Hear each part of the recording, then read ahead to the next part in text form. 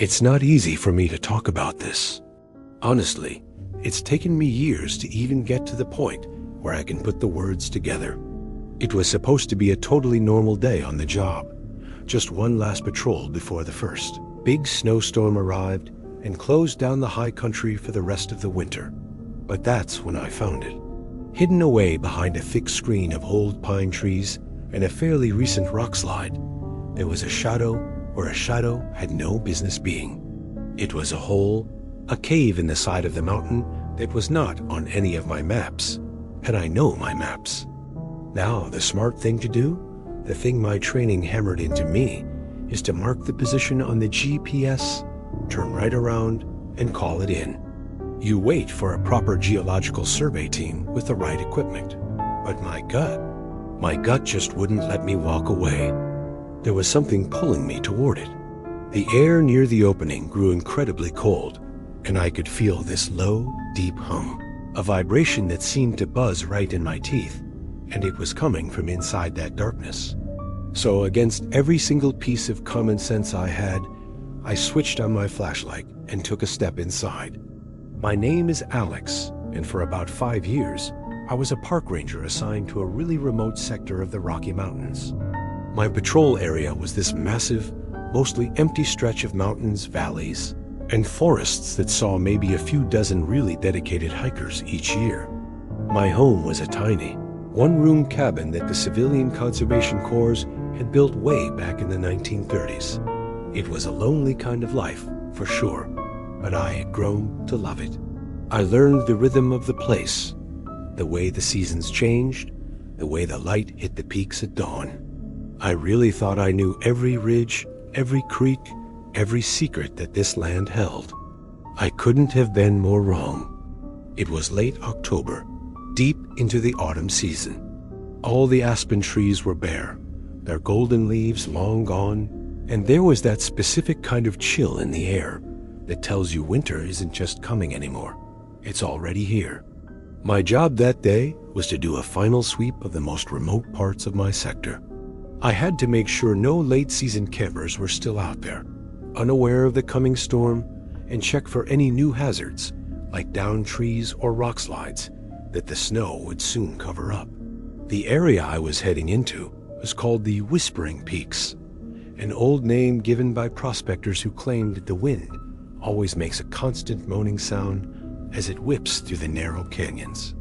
The ride out on my ATV felt completely normal at first, but the deeper I got into the mountains, the quieter everything became. And it wasn't the peaceful, tranquil quiet I was used to. It was the wrong kind of quiet. The kind where all the normal background noise of the forest, the birds, the squirrels chattering, even the insects, just stops completely. It's like the entire forest is holding its breath right before a predator attacks.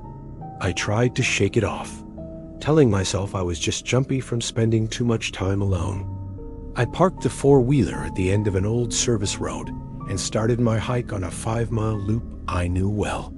About a mile into the hike, I saw it. Another trail, one that definitely wasn't on my map. This wasn't an animal trail. Those are gentle and winding, always following the path of least resistance. This thing was straight and deliberate.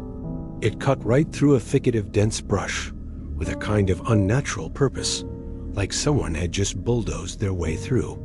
My job is to investigate anomalies. It could be a sign of poachers, or maybe a lost hiker who had gone off trail. So I took a deep breath and I followed it. With every step I took down that strange path, it got colder. I don't mean just a little bit colder. It was a noticeable, unnatural drop in temperature, like walking into a meat locker. The air felt different. The trail just ended, very abruptly, at a massive, sheer rock slide, a huge jumble of granite boulders the size of a small house. It was a dead end. I was about to turn back, feeling pretty annoyed that I'd wasted my time, and that's when I saw it. Half hidden behind some low-hanging pine branches was an opening. It was a vertical crack in the rock face, maybe 5 feet high and just a couple of feet wide. And the darkness inside, it was absolute, a kind of light-devouring black. I pulled out my map again, just to be sure. I knew this area like the back of my hand. There was no cave on any official map. Nothing. My heart started hammering against my ribs. An unmapped cave is a huge discovery, but it's also a huge hazard. My training kicked in, telling me I had to at least check the entrance for stability and then get on the radio. I grabbed my service radio. "Dispatch, this is Ranger Station 7. Do you copy?" Only static answered. A dead, empty hiss. I tried again, changing my position slightly. Still nothing. It happens sometimes. The high iron content in the rock out in that sector can scramble a radio signal. Still, it didn't do anything to help the feeling of profound and total isolation that was crawling up my spine. I was completely, utterly alone. No one knew my exact position, and I was standing at the mouth of a cave that, according to the government, didn't exist. Every single instinct was screaming at me to get out of there, to hike back to higher ground until I could get a signal and call it in. But there was another part of me, the part that's just fatally curious, that couldn't let it go. That, and a strange, subtle pull I felt from the cave itself, that low, thrumming vibration I could feel more than I could hear. I decided to leave my heavy pack at the entrance, taking only my high-lumen flashlight, my multi-tool, and a single emergency flare. "All right, Alex," I whispered to myself, and my own voice sounded foreign and loud in the oppressive silence. Just a quick look, in and out. I switched on the flashlight. The beam cut a sharp white cone into the blackness, but it felt like the darkness was actively pushing back, trying to swallow the edges of the light. I took a deep breath of the freezing air, and I stepped inside. The temperature plunged instantly. The air became thick, stale, and heavy, and it carried a bizarre smell. Damp rock and ozone, like the air right after a lightning strike. But underneath, that was something else. Something foul and coppery, like old, dried blood. The entrance passage was tight, forcing me to turn sideways.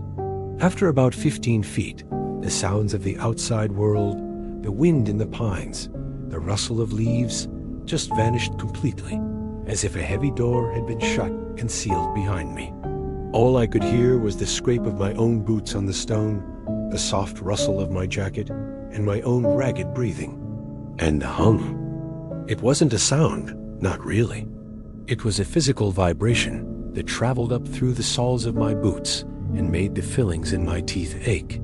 It was deeply, fundamentally unsettling. And as I moved further in, it grew stronger, more intense. Just then, my flashlight, the powerful one that I had put fresh lithium batteries in that very morning, flickered violently. Then it did it again. I smacked it against my palm out of pure reflex. The light steadied, but a shot of pure ice went through my veins. You hear stories about electronics failing in haunted places. I'd always thought that was just superstitious garbage. The narrow passage suddenly opened into a chamber, and I just stopped dead, my breath catching in my throat. The place was immense. My powerful flashlight beam couldn't even find the walls or the ceiling. It was like stepping into a natural cathedral that had been buried inside the mountain. The scale of it made no geological sense at all. From the outside, it was just a tiny crack in the rock. As my light swept across the floor, I saw that it was littered with objects, not rocks. I walked closer and knelt down. It was a small, carved stone, dark and oily looking, and it was covered in symbols I'd never seen before.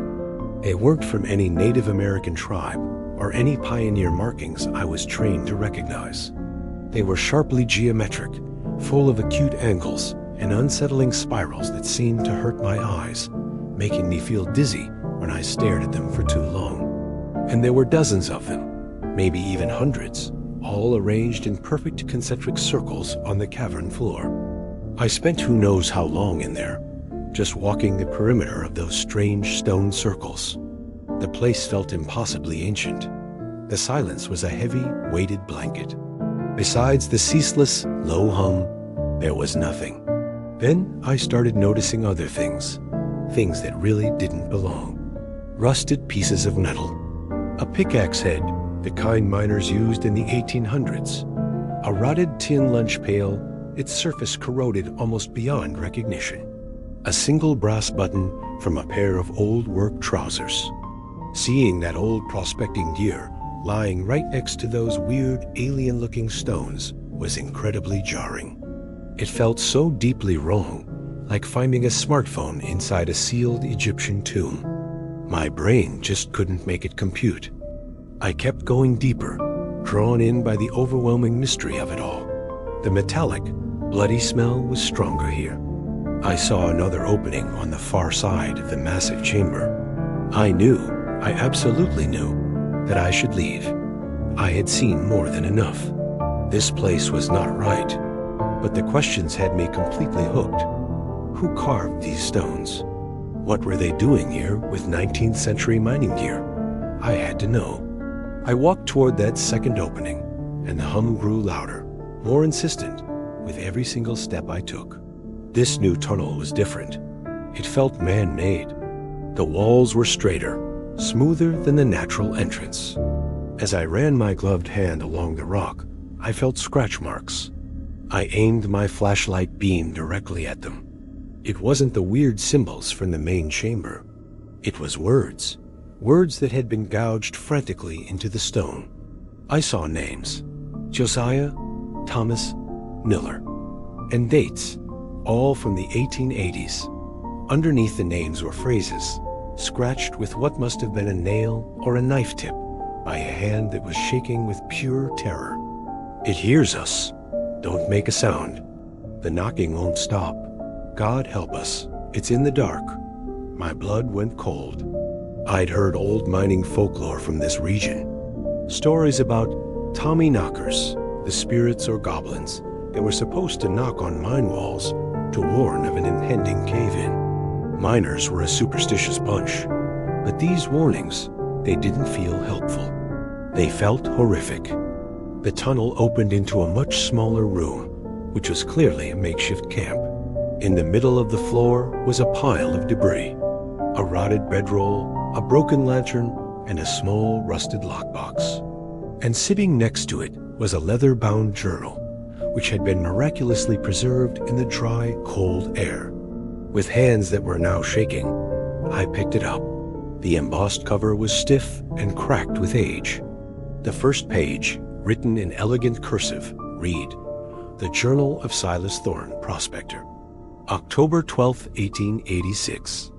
I sat right there on the cold stone floor, the beam of my flashlight illuminating the yellowed pages, and I started to read. Silas and his 3 partners had been chasing a rumor of a lost vein of gold and had stumbled upon this very cave system. The first few entries in the journal were filled with delirious excitement. They'd found the mother lode. They were all going to be rich beyond their wildest dreams. Then, about a week into their stay, the entire tone of the journal changed. He wrote about a knocking sound coming from deep within the rock. At first, they thought it was another mining crew somewhere nearby, or just the mountains settling. But the knocking would start to mimic the rhythm of their own pickaxes. When they stopped working to listen, the knocking would perfectly copy the last pattern they'd made, and then it would go silent. It started to seriously unnerve them. Then, their tools started to vanish. A lantern would just extinguish itself for no reason. One of the men, a young miner from Cornwall named Thomas, swore he saw a pair of glowing green eyes watching him from the deep dark, just beyond the reach of their firelight. The men were constantly on edge. The gold didn't feel like a prize anymore. It felt like bait.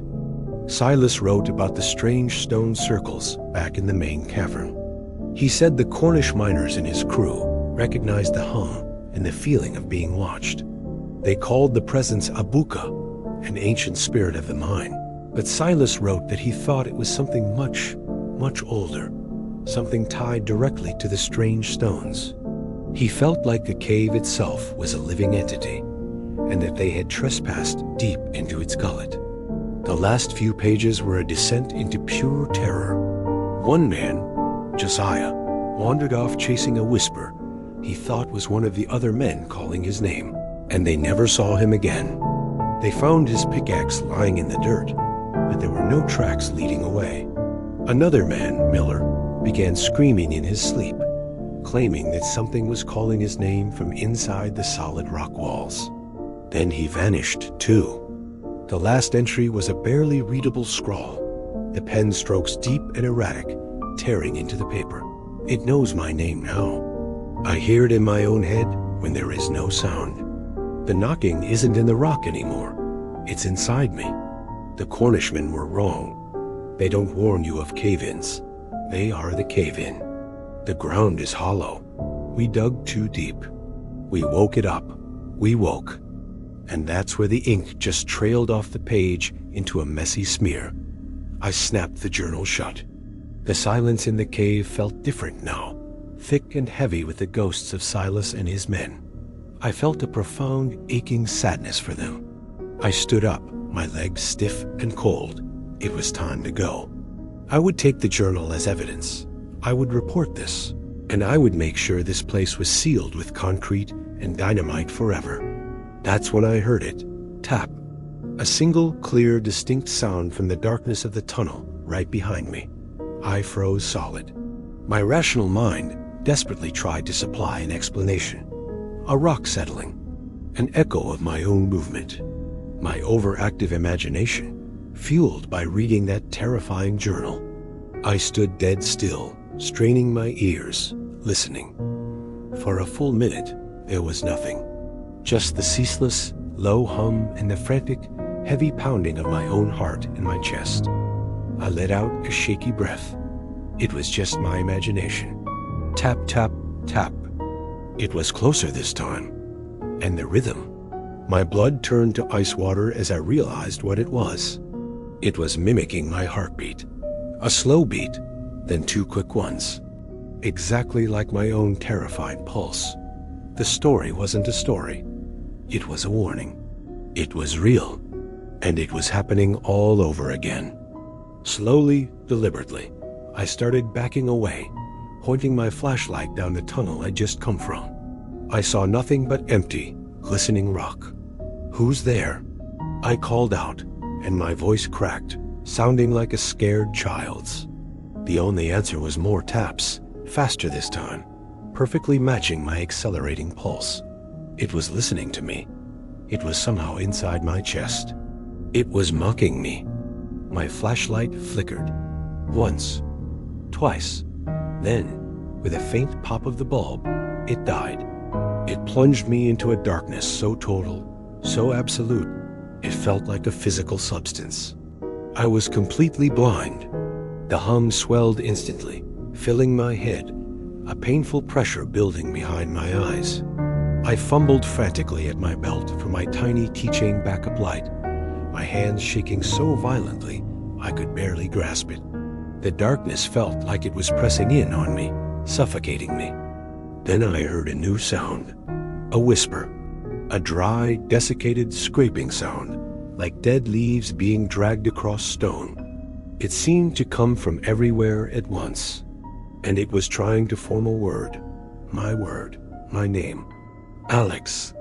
That sound, the fact that it knew me, it shattered whatever tiny bit of composure I had left. Investigation, duty, procedure, all of it just evaporated. All I could think was run.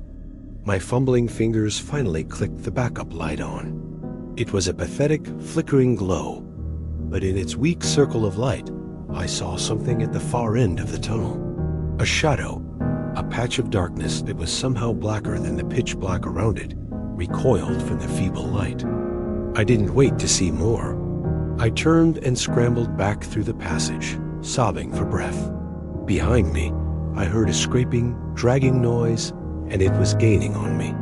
I burst back into the immense central chamber, my tiny light beam bouncing crazily off the walls, illuminating fleeting glimpses of the terrifying stone circles. The room didn't feel empty anymore. It felt full, and it felt watchful. The hum was a physical pressure pushing down on my chest. I didn't look back. I just ran. I reached the narrow exit passage and threw myself through it, scraping my side raw on the sharp rock. I clawed my way through those last 15 feet of suffocating blackness and collapsed onto the bed of pine needles outside, gasping the cold, clean twilight air. I scrambled to my feet and looked back. The darkness in the cave mouth seemed to pulse, to breathe. The forest was still dead silent. The feeling of being watched was overwhelming. I ran, crashing blindly through the trees, not even trying to find the trail, just running on pure, unadulterated terror. I burst out of the woods near my quad. I have never been so happy to see a piece of machinery in my entire life. The engine roared to life on the first try, shattering the suffocating silence. I gunned it down the service road, and I did not look back, not even for a second. When I finally got back to my cabin, I slammed the door, shot the heavy bolt, and just leaned against it, shaking uncontrollably from head to toe. I looked at the radio on the wall. The little green power light was on. It was working perfectly. I picked up the receiver. I opened my mouth to report what I'd found. But what was I going to say? That I'd found a cave that wasn't on the map? That's plausible. That I'd found the remains of a mining camp from the 1880s? Also plausible. And then what? That a whispering shadow that knew my name and mimicked my heartbeat had chased me out of it? They wouldn't send a geology team. They'd send a psych team. They'd say the isolation had finally gotten to me, that I'd developed cabin fever. And sitting there, in the safety of my bright, warm cabin, a part of me wondered if they were right. Except for Silas Thorne's journal clutched in my hand, the deep, bleeding scratches all down my arm, and the fear. The fear was real. I didn't say a single word. I never went back to that area. I took out my official sector map, and with a black marker, I drew a thick circle around the entire Whispering Peaks quadrant. In the margin, I wrote extreme geological instability. Do not enter. A week later, I put in for a transfer. I asked for somewhere flat. No mountains, no deep woods, and definitely no caves. I got the transfer, but it didn't matter. I left the Park Service entirely about a year later. I couldn't handle the quiet anymore. The silence I used to love most about the job now terrified me, because I was never sure what was listening in that silence. Some places in this world aren't meant for us. Some doors are not meant to be opened.